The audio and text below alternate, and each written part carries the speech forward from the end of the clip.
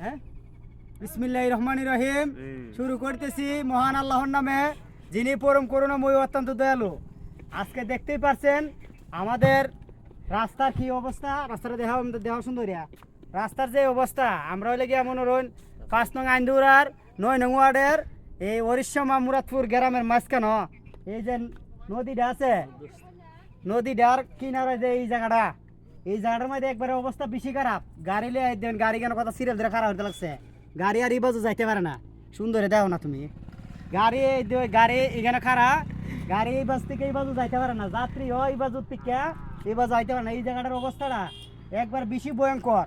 যদি আমাদের মানে যে গ্রামের নেতা বেতা আছে বা আমার ওই সময় গ্রামের বা মুরাদপুর গ্রামের যারা নেতা বেতা আছে, সবাইদেরকে অনুরোধ করা বলতেছি, আপনারা এই যে এই বিষয়টা একটু দেখবেন।